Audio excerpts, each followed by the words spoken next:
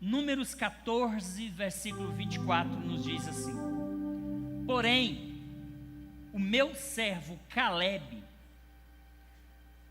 porquanto nele houve outro espírito, e perseverou em seguir-me, eu o levarei à terra em que entrou, e a sua descendência a possuirá em herança. Porém, disse Deus a Moisés: porém, Moisés, o meu servo Calebe, pelo fato de nele ter havido um outro espírito e ter perseverado em seguir-me, eu o levarei à terra em que entrou, e a sua descendência a possuirá em herança. Feche seus olhos, Paizinho querido e amado. Mais uma vez, ó Senhor, nós estamos na Tua presença. E agora, meu Deus, acabamos de ler na Tua santa palavra este texto sagrado. Deus, estou aqui agora, Senhor, na condição, meu Deus, de ministro da Tua palavra. Usa-me, Senhor, como um canal de bênção entre o céu e esta igreja. Usa-me nesta hora, Senhor, como um canal de bênção para os Teus filhos. Meu Deus, de mim mesmo nada tenho, mas eu sei que o Senhor tem muito para nos dar nesta noite. Portanto, meu Deus, faça-se conforme a Tua vontade e abençoe o Teu povo em nome de Jesus. Amém. Por favor, pode tomar assento. Queridos irmãos, o texto que eu acabei de ler, eu li apenas um versículo, mas o contexto desse texto, o contexto antecedente desse texto, ele vai nos contar a história de quando os filhos de Israel, ou os hebreus, estavam a caminho da terra prometida, e mais especificamente de um momento em que eles chegam em Cades Barneia, e Deus fala a Moisés dizendo: Moisés, envia homens que espiem a terra de Canaã, que eu hei de dar aos filhos de Israel. Moisés, de cada tribo de seus pais, envia um homem, sendo cada um deles um príncipe, um líder. E a Bíblia vai dizer que de cada uma das 12 tribos de Israel, Moisés pega um príncipe, um líder. E então ele forma uma comitiva de 12 príncipes, e os enviam a uma incursão na terra de Canaã, a qual Deus havia prometido aos seus pais. Ocorre que esse povo vai a essa terra, e enquanto esse povo, essa comitiva, vai à terra de Canaã espiá-la, a nação, o povo que estava em Cades Barneia, eles ficam ali numa quarentena, eles ficam isolados ali, aguardando que a comitiva retornasse. A Bíblia diz que a peregrinação lá, a missão deles lá na terra prometida, lá em Canaã, durou 40 dias. Logo, 40 foram os dias que o povo ficou em Cades Barneia, ali em quarentena. Quarentena na Bíblia existe desde sempre. Quarentenas. E esse povo ficou ali, aguardando o retorno daqueles que foram espiar a terra. Percebam que a promessa já havia sido feita, desde Abraão. Deus disse para Abraão, lá em Gênesis: Abraão, sai da tua terra, sai do meio da tua parentela, e vá para uma terra que eu te mostrarei. promessa foi lá atrás. E essa promessa ela veio se perpetuando. Passa Isaac, passa Jacó. E vem.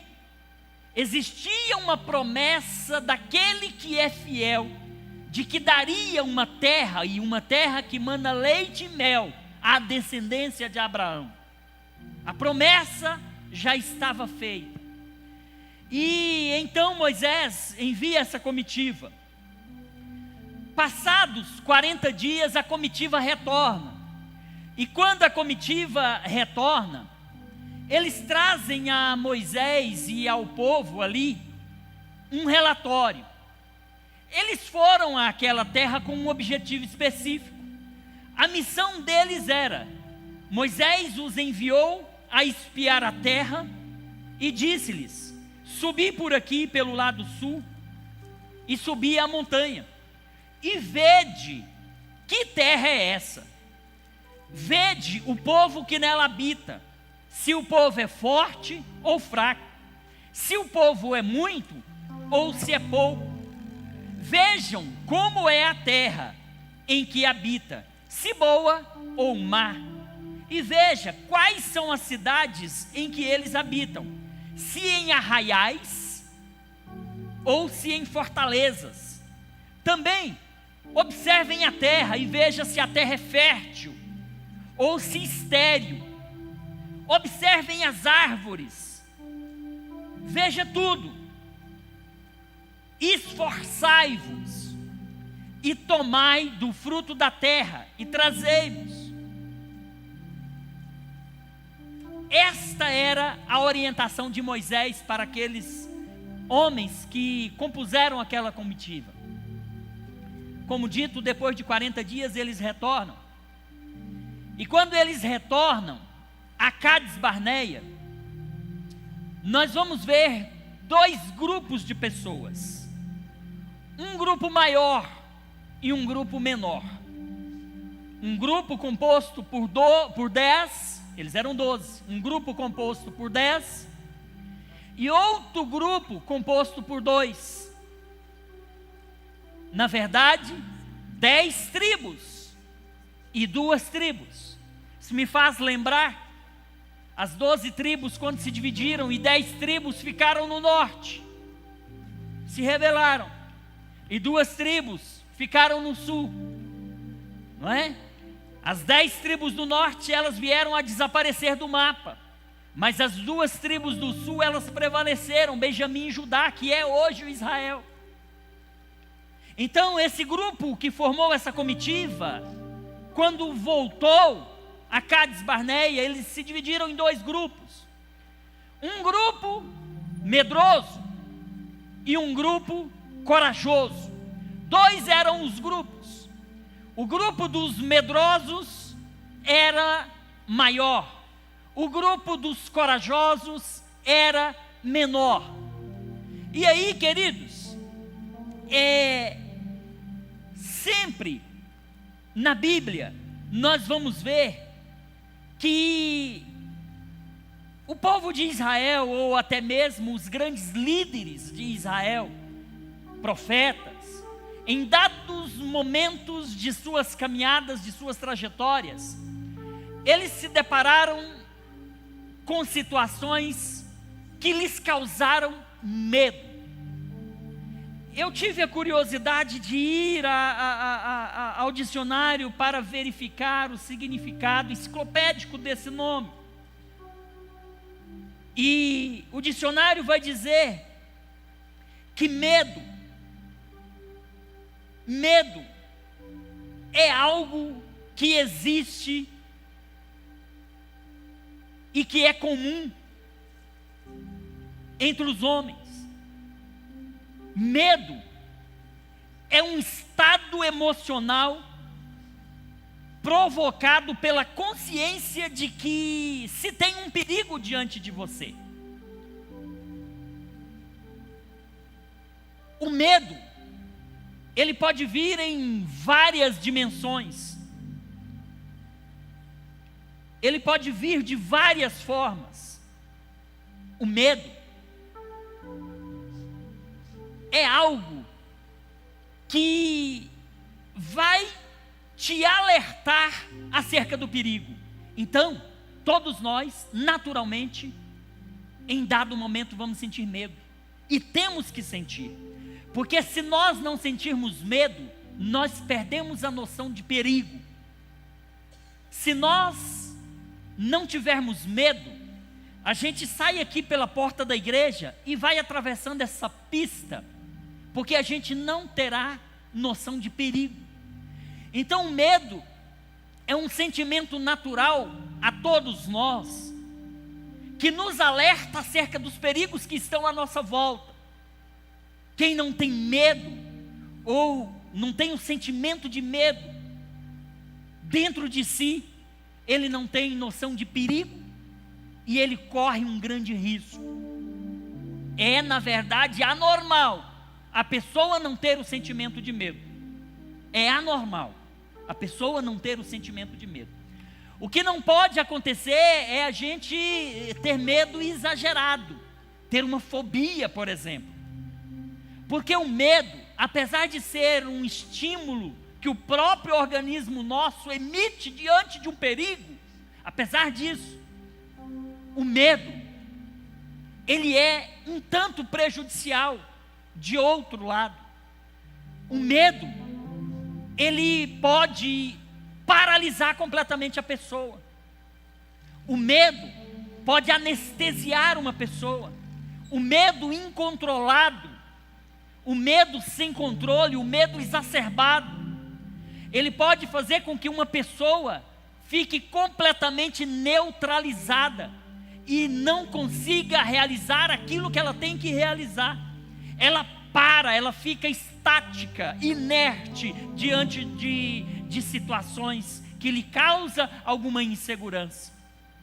Diante do medo, nós temos duas opções. Diante do medo, nós temos duas opções. Ou nós fugimos, ou nós enfrentamos. Sempre que você estiver diante de um medo, você tem duas opções. Ou você enfrenta o medo, ou você foge. Você se tranca, você se isola, entra dentro de um quarto e não sai mais. Nós vamos ver na Bíblia alguns exemplos de pessoas que tiveram medo e fugiram. Refiro-me, por exemplo, a Elias. Reis 17, né? Elias, certa feita, depois de ter feito uma proeza em nome de Deus, pelo poder de Deus, Elias, depois de ter desafiado os profetas de Baal, Elias, depois de ter desafiado o rei de Israel, Acabe, Elias, ele é ameaçado por uma mulher, a esposa de Acabe, Jezabel. A Bíblia diz que ele teve medo e fugiu para o deserto. A Bíblia diz que ele teve tanto medo daquela mulher, que ele vai para uma caverna, e ali ele fica completamente neutralizado, ali ele fica completamente paralisado. E pior, ali ele conversa com Deus, e Deus diz: Deus, me mate. Deus, eu quero morrer. Deus, essa mulher quer me matar, me mate, me leve para si. Diante do medo, você pode fugir. Diante do medo, você pode fugir. Quando a Bíblia diz no livro do profeta Jonas que ele deveria sair e ir à cidade de Nínive, pregar o evangelho, a Bíblia diz que ele fugiu. Os estudiosos dizem que um dos motivos por que Jonas fugiu é porque os ninivitas eram os homens mais cruéis que tinham naquela época. Era uma nação forte. Eles matavam, eles conquistavam as cidades, pegavam seus moradores, matavam, degolavam, destruíam da forma mais horrenda que os irmãos possam imaginar. A pessoa foge. Mas nós vamos ver outros homens de Deus que diante do medo, eles tomaram atitudes diferentes. Nós vamos ver em Samuel, um dia, Israel vai lutar contra os filisteus. E diz a Bíblia que durante 40 dias, está lá na montanha de lá, o exército dos filisteus. Tem um vale do lado de cá, na montanha de cá, estão os israelitas. E do lado de lá, tem um incircunciso, Golias, desafiando o povo de Israel. E o povo de Israel estava lá, tremendo, morrendo de medo. E aquele Golias está lá desafiando, afrontando o Deus vivo. E o povo está lá morrendo de medo. O próprio Saul não sabia o que fazer. Mas de repente, aparece um corajoso. Aparece Davi. Davi chega ali por acaso. Ele nem foi ali com esse propósito, mas quando ele foi e viu os desafios que o gigante fazia a seu povo, ele não aceitou. Quem é este incircunciso que afronta o Deus vivo? Quem é este? Do mesmo jeito que eu matei um leão, do mesmo jeito que eu matei um urso, eu vou matar esse Golias. Coragem. Você já imaginou Davi, um menino franzino, raquítico, e um gigante de 2,83 m de altura, 5 côvados e um palmo era a altura dele. Imagine, essa porta tem 2,20 m, 2,83 deve dar lá naquela arandela. Era a altura do gigante, e o Davizinho desse tamanhozinho. Como é que pode esse menininho encarar aquele gigante? Coragem. Coragem. Se diante das adversidades você deixar o medo te dominar, você vai ser derrotado. Mas se diante das adversidades você lembrar de quem te fez a promessa, você vai vencer. Você vai vencer.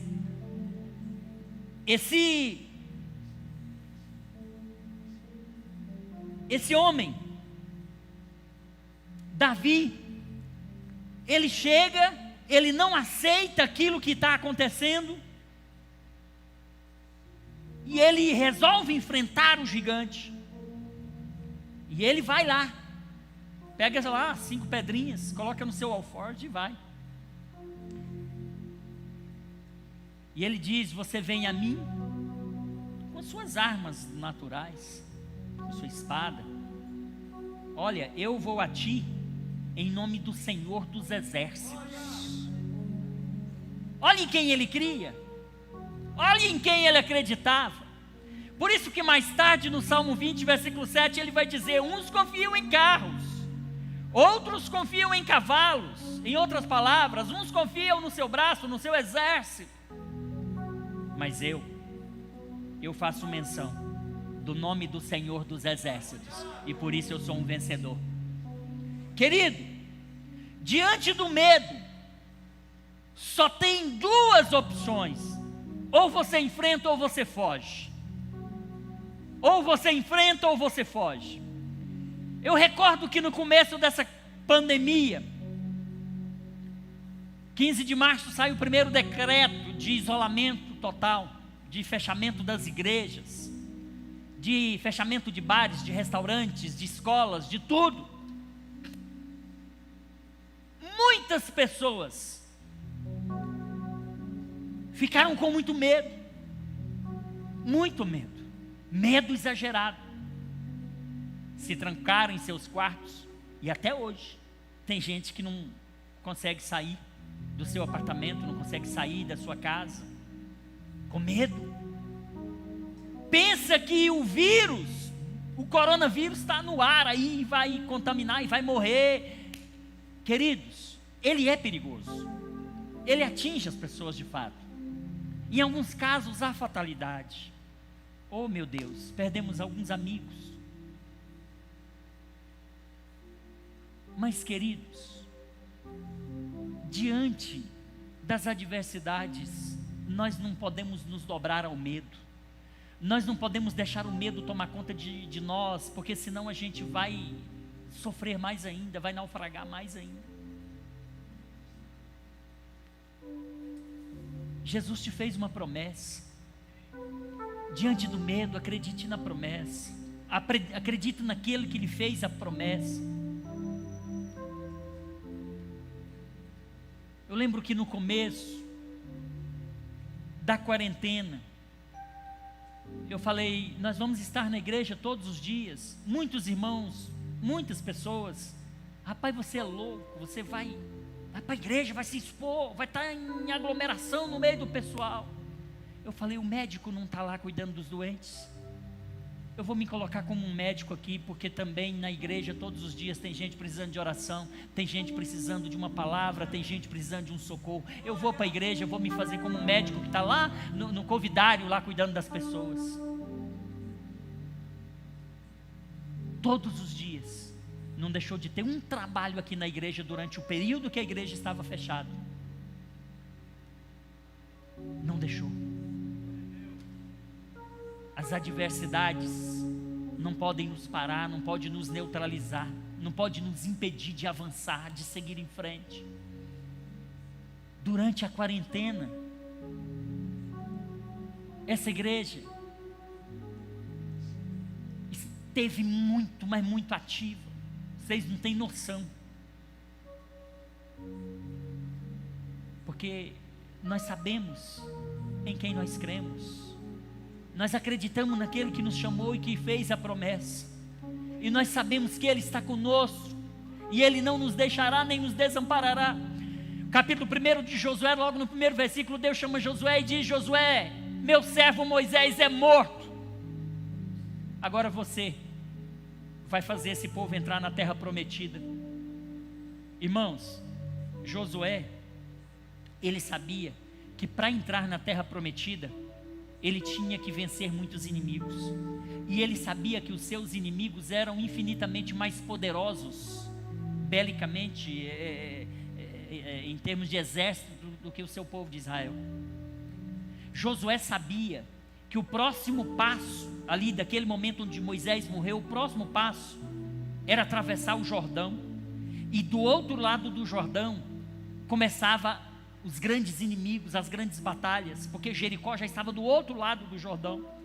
E aí vinha uma série de inimigos, e ele, para levar o povo à terra prometida, ele tinha que sair destruindo todos os inimigos.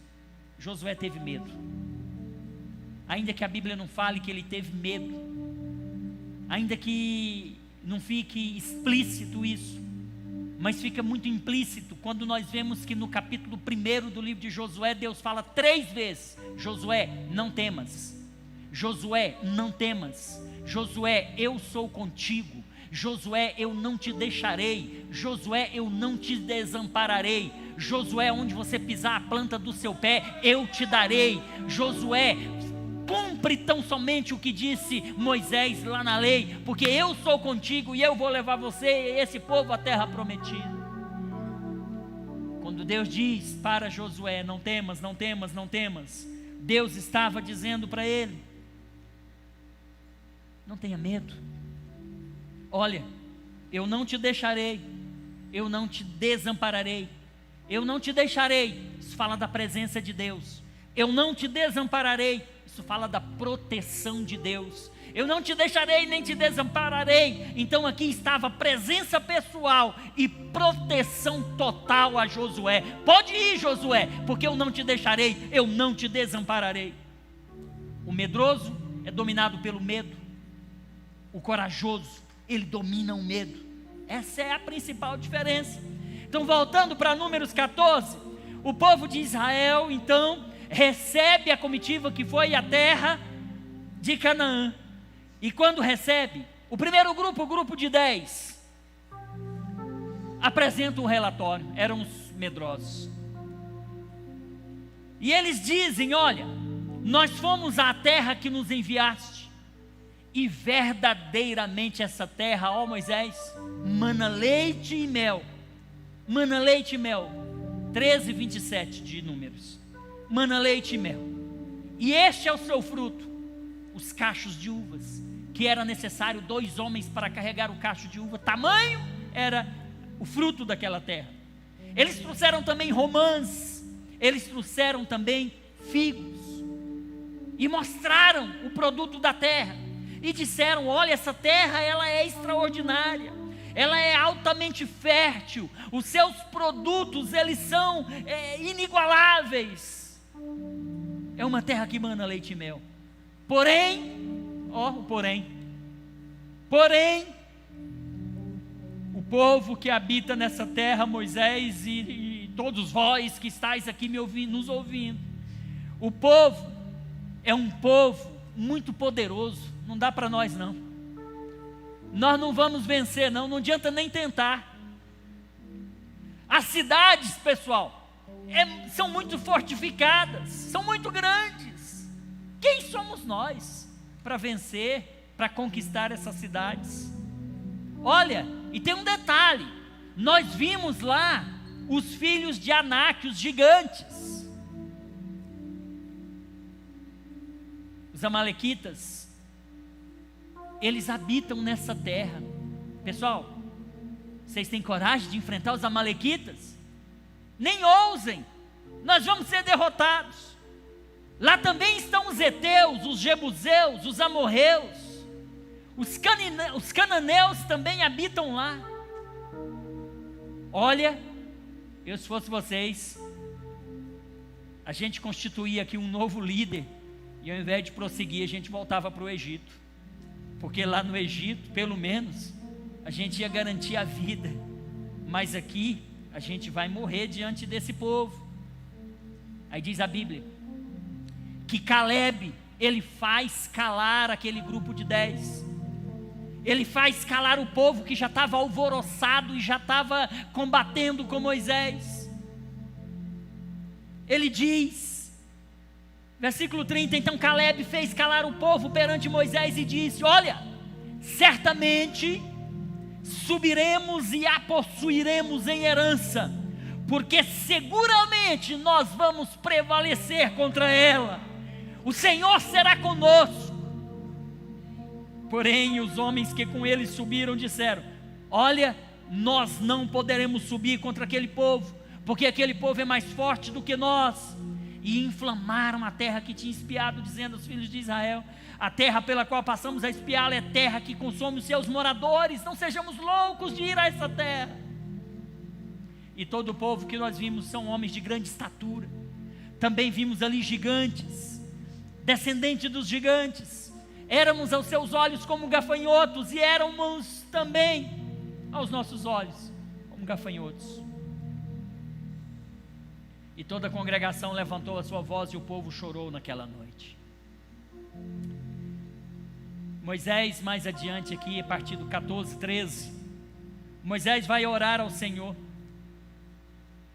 porque Deus falou: olha Moisés, eu vou matar esse povo, eu vou matar esses incrédulos, eu vou destruir essa congregação completa, vou destruir, vou matar. Aí Moisés, queridos, Moisés ele ora ao Senhor e fala: Deus, não faz isso não. O que é que os egípcios vão dizer? Vão dizer que o Senhor nos tirou lá da terra do Egito e não conseguiu completar a obra e nos levar até a terra prometida. Vão dizer que o nosso Deus não foi capaz de nos atravessar nesse deserto. Faz isso não, Deus. O que vão dizer os moradores desta terra, os quais ouviram que tu, ó Senhor, estás no meio deste povo, que face a face, ó Senhor, lhes apareces, que a tua nuvem está sobre eles, e que vais diante dele numa coluna de nuvem de dia e numa coluna de fogo de noite? O que esse povo vai dizer, Senhor, se o Senhor matar todo mundo aqui no deserto? Faz isso não, Deus, perdoa esse povo. Versículo 20 do 14, então disse o Senhor: Moisés, por que você está me impedindo? Moisés, conforme a tua palavra, eu vou perdoar esse povo, não vou matar esse povo aqui não. Mas tem um detalhe, Moisés, não vou deixar esse povo entrar na terra prometida, e sim, os seus descendentes. Desse povo, tudo que está aqui, Moisés, somente Josué e Caleb. E ele diz: esse povo me provocaram, esse povo não vai entrar na terra prometida, só a sua descendência. Agora, desse povo, Moisés, somente Caleb, porque em Caleb houve um outro espírito, e ele perseverou em seguir-me, e eu o levarei à terra em que entrou, e a sua descendência a possuirá em herança. Queridos, notem que diante de uma situação adversa, desafiadora, você tem a opção de crer em Deus, confiar naquele que fez a promessa e enfrentar o medo com a convicção e a certeza de que vai vencer, ou você tem a opção de fugir, de não confiar em Deus, de não acreditar na vitória, de murmurar, de reclamar e de perder a bênção. No meio dessa quarentena, quantas dificuldades, quantas adversidades, quantos temores. O temor do desemprego, o temor de fechar a empresa, o temor de ser infectado pelo vírus e não suportar, o temor de vir na igreja e na igreja ser contaminado, e muitas das vezes vai no mercado superlotado, toma o ônibus, o metrô superlotado, vai no banco, na Caixa Econômica. Digo Caixa Econômica por conta que está pagando auxílio assistencial, e FGTS está igual um formigueiro, as agências da Caixa, abrindo sábado, abrindo domingo às vezes. Aí na igreja eu não vou porque eu vou ser contaminado, mas eu vou no mercado, eu vou no banco pegar meu auxílio, eu vou de ônibus, trabalho, mas na igreja eu não vou, porque na igreja eu vou ser contaminado.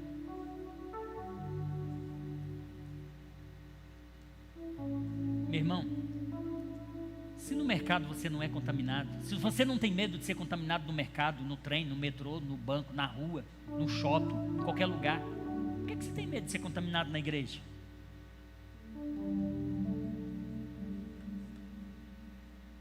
Em quem você tem crido? Se você tiver de ser infectado, vai ser aqui, vai ser no ônibus, vai ser no metrô, vai ser na sua casa, vai ser em qualquer lugar. Por que esse medo exacerbado? Esse medo, ele lhe faz mal, ele lhe causa ansiedade, pode trazer uma depressão. Esse medo pode te neutralizar. Esse medo pode fazer com que você nem sonhe mais. Esse medo pode fazer com que você desista dos seus sonhos. Essa turma aqui, o grupo de 10, estava desistindo do sonho da terra prometida. Eles estavam abrindo mão da promessa. Por conta do medo. Nós não vamos vencer. Esse povo é mais poderoso. As cidades são fortificadas. Tem gigante nessa terra. Por conta do medo, estava abrindo mão da promessa. Por conta do medo, estavam desistindo. Por conta do medo, estavam voltando atrás. Hoje é Santa Ceia, né, irmãos? Misericórdia. Eu tenho que parar, porque nós temos que celebrar a Santa Ceia. Misericórdia. Por conta, queridos, do medo, aquelas pessoas estavam voltando, recuando, retrocedendo. A Bíblia diz em Hebreus: a minha alma não tem prazer naqueles que retrocedem. A minha alma não tem prazer naqueles que voltam atrás. A minha alma não tem prazer naqueles que desistem, mas sim naqueles que avançam, naqueles que prosperam, naqueles que seguem em frente rumo à missão que lhe foi dada. O medo faz a gente desistir às vezes. Deixa eu te dizer uma coisa: na maioria das vezes, as nossas conquistas, elas vêm em meio a riscos. Você tem que correr riscos. Na maioria das vezes, as nossas conquistas são alcançadas mediante riscos. Se você tem medo de se arriscar, muito provavelmente você vai deixar de conquistar. Olha, conquistas sem riscos são sonhos sem méritos. Veja, toda conquista começa com a decisão de tentar. Se você não tentar, você não sabe se vai conseguir. Se esse povo, ao menos, esse grupo de 10, ao menos, tivesse tentado, mas nem tentado eles tinham.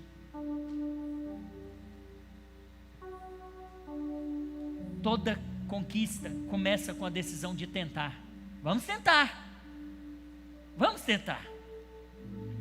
Você nunca sabe a força que você tem, até que a sua única alternativa seja ser forte. Quando a sua única alternativa que você tiver ser a necessidade de ser forte, você nunca vai saber a força que você tem. Nenhum obstáculo será grande se sua vontade de vencer for maior.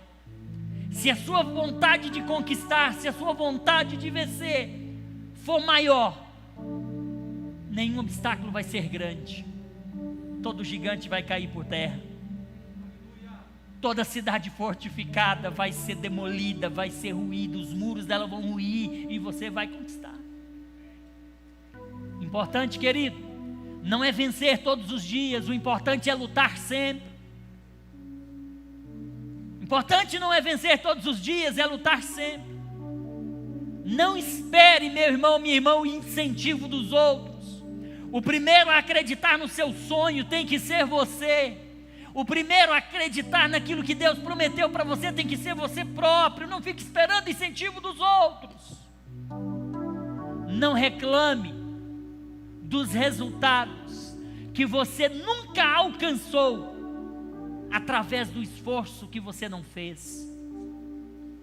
Não confunda, irmãozão, irmãzona aí, não confunda falta de oportunidade com falta de vontade, porque as oportunidades surgem a cada dia, mas às vezes falta vontade sua de encarar a oportunidade que lhe é dada. Nas crises surgem as maiores oportunidades. Nós estamos vivendo um momento de crise, e são nas crises muitas das vezes que as grandes oportunidades surgem. Aproveite essa crise e veja nela oportunidades para que você possa avançar. Uma meta sem um plano, sem uma determinação também é somente um desejo. Se você tiver medo, querido, faz de conta que você não tem medo.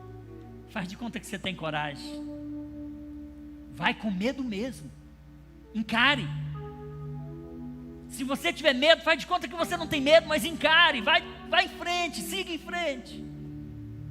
Uma cabeça cheia de medos, como daqueles 10, não tem espaço para sonhar e nem para conquistar.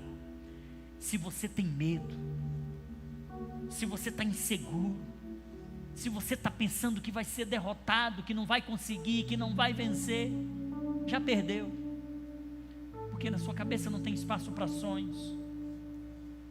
Pare de dimensionar os seus inimigos, pare de impressionar com os problemas, se impressionar com os problemas, pare de fazer conta de prejuízo em nome de Jesus. Olhe para frente, veja a vitória diante de você, tome posse daquilo que Deus já lhe prometeu, acredite, Ele é fiel em fazer cumprir tudo aquilo que prometeu para você.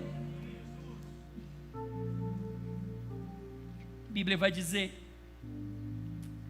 nesse texto ainda, Esse homem vai dizer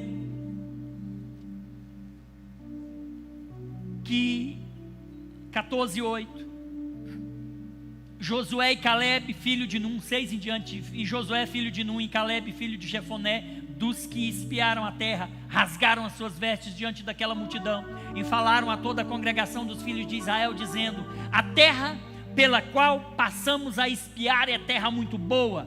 Se o Senhor se agradar de nós, então nos porá nessa terra e nola dará, terra que mana leite e mel. Tão somente não sejais rebeldes, medrosos contra o Senhor, e não temais o povo desta terra, porquanto são eles nosso pão. Retirou-se deles o seu amparo, e o Senhor é conosco, não temais. Josué e Caleb faz aquele povo calar, e Josué diz: olha, se o Senhor se agradar de nós, Ele nos colocará naquela terra, independentemente de ser muita gente, independentemente da cidade ser fortificada, independentemente deles serem fortes, independentemente de ter gigante. Se o Senhor se agradar de nós, Ele vai nos colocar lá. Então, ao invés de ficar preocupado com os inimigos, ao invés de ficar preocupado com os problemas, ao invés de ficar preocupado com prejuízos, com crise, com pandemia, com coronavírus, preocupe-se em fazer com que o Senhor se agrade de você, porque se o Senhor se agradar de você, Ele vai te dar a vitória que Ele te prometeu, e você não vai sair derrotado dessa crise pandêmica que nós estamos vivendo. Em nome de Jesus, coloque-se de pé nessa noite, aplaudindo a Jesus.